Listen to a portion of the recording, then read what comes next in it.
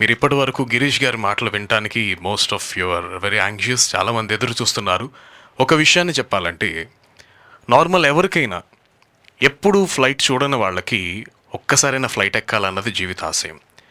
Already flight ఎక్కిన వాళ్ళకి ఎన్ని దేశాలు వెళ్ళారు, మీరు ఏ దేశాలు వెళ్ళారంటే, ఈ సదరన్ ఈస్టర్న్ ఈ కంట్రీస్ అన్నీ చెప్పిన తర్వాత అందరికన్నా పెద్ద దేశంగా ఎవరికైనా ఏదైనా కనబడుతుంది అంటే అది అమెరికా మాత్రమే. అయితే ఒక సాధారణమైన కళాకారుడు అమెరికా అన్న మాట ఏదో కళ తప్ప అది సాకారం అయ్యేదన్నది ప్రసక్తే లేని పరిస్థితుల నుంచి కళను వెతికి ఐడెంటిఫై చేసి ఆ కళలను ఖండాంతరాలు దాటించి అమెరికాలో సైతం ఆంధ్రప్రదేశ్ అమెరికా అసోసియేషన్లో ఆ కళను ప్రదర్శించే కళ కూడా ఒక గొప్ప కళే. సో అటువంటి అద్భుతమైన కళను కలిగిన వ్యక్తి ఇటీవల కాలంలోనే ఆల్మోస్ట్ 4,000 మంది ఆడవాళ్లతో వరలక్ష్మి పూజ అమెరికాలో 4,000 మంది స్త్రీమూర్తులతో వరలక్ష్మి పూజ చేయించారంటే ఇంకా 4,000 మంది చాలు. అక్కడ ఉన్న ఎన్ని కోట్ల మంది ఉంటే అన్ని కోట్ల మందికి అది ఆశీర్వాదంగా మార్చబడేలాగున ఈ 4,000 మందితో వరలక్ష్మి పూజ చేయించడం మాత్రమే కాకుండా ఇప్పుడు ఎవరైతే కళాకారులు ఉన్నారో వాళ్ళని ప్రోత్సహించడానికి ముందుండు తనదన్న శైలిలో తను కృషి చేస్తున్నట్టు విశిష్ట వ్యక్తి. మామూలుగా ఎలా పడితే అలా టైటిల్స్ ఇచ్చేస్తుంటే చాలామంది ఇప్పుడు సంస్థలు పెరిగిపోయి చాలామంది చాలా రకాల టైటిల్స్ ఇచ్చేస్తున్నారు. కానీ ఏ టైటిల్స్కి కూడా సార్థకత కలగట్లేదు. ఎందుకు?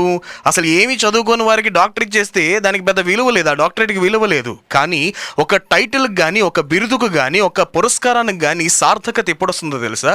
అది ఆ వ్యక్తికి నిజంగా జోడీకరించబడినప్పుడు మాత్రమే సార్థకత వస్తుంది.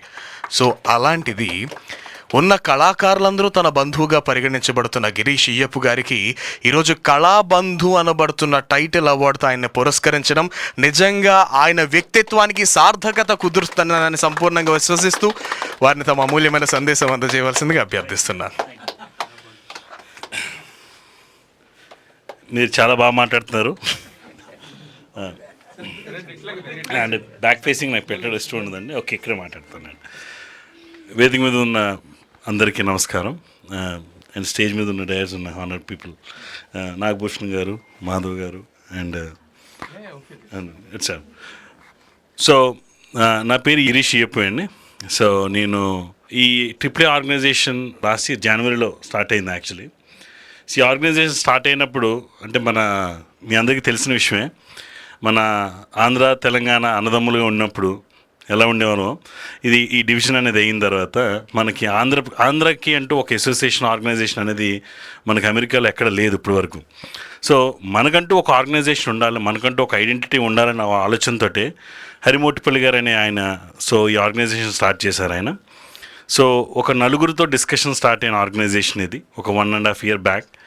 అది ఫస్ట్ పెన్సిల్వేనియాలో స్టార్ట్ అయింది. సో పెన్సిల్వేనియాలో స్టార్ట్ అయిన తర్వాత ఫస్ట్ ఈవెంట్ చేయగానే ఒక చిన్న నార్మల్ వాట్సాప్ గ్రూప్ తయారు చేశారు. మన ఆంధ్రాకంటూ ఒక ఆర్గనైజేషన్ ఉంది, మన ఆంధ్ర కల్చర్ని ప్రమోట్ చేయాలి, మన ఆంధ్రాలో ఉన్న ఈ సంక్రాంతి, ఈ శ్రావణ మహోత్సవాలు, ఇలాంటి రకరకాల ఉన్న పండుగలన్నీ కూడా మన ఆంధ్రలకి సంబంధించినవన్నీ కోర్ ఫెస్టివల్స్ అన్నీ కూడా, and at the same time మన కల్చర్ని కూడా ప్రమోట్ చేయడం కోసం సో అని స్టార్ట్ చేసిన ఆర్గనైజేషన్తో ఫస్ట్ పెన్సిల్వేనియాలో ఈవెంట్ చేసిన తర్వాత చాలా సక్సెస్ వచ్చింది యాక్చువల్లీ. దాంతో ఇంకా వేరే స్టేట్స్ వాళ్ళు ఎందుకు మనం ఇక్కడ స్టార్ట్ చేయకూడదని స్టార్ట్ చేసినప్పుడు న్యూజెర్సీ తరపు నుంచి నన్ను పిలిచారు. ఈ ఆర్గనైజేషన్స్లో ఎప్పుడు కూడా నేను లేను. సో నాకంటూ నా ఫ్యామిలీ, నా బిజినెస్, నా టైం స్పెండ్ చేసేవాడిని. ఒకసారి ఇందులోకి వెళ్ళిన తర్వాత ఈ న్యూజెర్సీకి అంటూ ఒకటి స్టార్ట్ చేయాలని చెప్పి ఆలోచించినప్పుడు, పెన్సిల్వేనియా నుంచి న్యూజెర్సీ వస్తున్నప్పుడు ఫస్ట్ మీరు చెప్పినప్పుడు ప్రతి వారికి ఆడవారు వెనకాతలు ఉంటారన్నట్టు, సో మా వైఫ్కి ఫోన్ చేసి ఇలా న్యూజెర్సీలో ఒక ఆర్గనైజేషన్ స్టార్ట్ చేయాలి కదా మన న్యూజెర్సీలో, సో ఎలా స్టార్ట్ చేద్దాం, ఇప్పుడు జనాలకి ఎలా ఎక్స్ప్లెయిన్ చేయాలి, ఇప్పుడు ఇన్ని ఆర్గనైజేషన్స్ ఉన్నాయి అమెరికాలో, తానా ఉంది, నాట్స్ ఉన్నాయి, ఇన్ని రకరకాల ఆర్గనైజేషన్స్ ఉన్నప్పుడు మన ఆంధ్రాకంటూ ఒక స్పెషల్ ఐడెంటిటీ ఉండాలి. సో దానికి కోర్ ఇంపార్టెన్స్ మనం అందరినీ కలుపుకుంటూ అందరికీ ఆపర్చునిటీ ఇస్తూ దేది ఎత్తు పథకాలు కిందవి కాకుండా అందరినీ ఈక్వల్గా ఆపర్చునిటీ ఇస్తూ తీసుకెళ్తేనే మనకు ఆర్గనైజేషన్ అనేది ఎస్టాబ్లిష్ అవ్వచ్చు. సో ఈ న్యూజెర్సీలో మీకు తెలుసో తెలీదో ఆల్మోస్ట్ 40 ఆర్గనైజేషన్స్ ఉన్నాయి న్యూజెర్సీలో. ఈ కొత్త ఆర్గనైజేషన్ వచ్చినప్పుడు దాన్ని మళ్ళీ వాళ్ళని ఒక బ్రదర్హుడ్గా తీసుకుంటారా లేదా అనేది కూడా క్వశ్చనే అందరికీ. ఎందుకంటే సో మాకంటూ ఒక ఐడెంటిటీ క్రియేట్ చేయాలని చెప్పి ఆలోచించి నేను వస్తున్నప్పుడు మా వైఫ్కి ఫోన్ చేస్తే నేను మా వైఫ్ మా బ్రదర్తో ముగ్గురుకు ఒక గ్రూప్ తయారు చేసాం, వాట్సాప్ గ్రూప్. మొదటగా ముగ్గురే ఉన్నాం ఆ గ్రూప్లో. విత్ ఇన్ 3 వీక్స్లో సో 500 మెంబర్స్ జాయిన్ అయ్యారు, 500 ఫ్యామిలీస్. సో విత్ ఇన్ 2 monthsలో 800 ఫ్యామిలీస్ జాయిన్ అయ్యారు.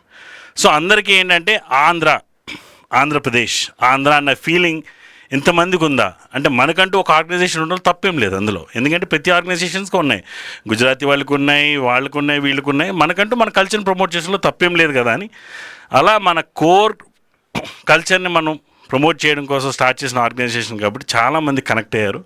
అలా 800 ఫ్యామిలీస్ విత్ ఇన్ 2 monthsలో అయితే ఇంకా మా ఫౌండర్ హరిమూర్తిపల్లి గారు అయితే ఇంతమంది ఎదురు చూస్తున్నారా మన కోసం అని చెప్పి 1.5 yearలో మీకు ఆల్మోస్ట్ 10 స్టేట్స్లో ఈ ఆర్గనైజేషన్ స్ప్రెడ్ అయింది.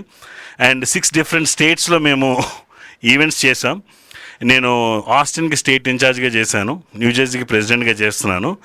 అండ్ ఈ ఈవెంట్ చేసినప్పుడు ఈ శ్రావణ మహోత్సవాలు మీరు చెప్పినప్పుడు ఇంతమంది ఆడవాళ్ళు రిజిస్టర్ చేసుకుంటారు. ఎందుకంటే శ్రావణ మహోత్సవం అనేది ఇంట్లో చేసుకునే పూజ చాలామంది.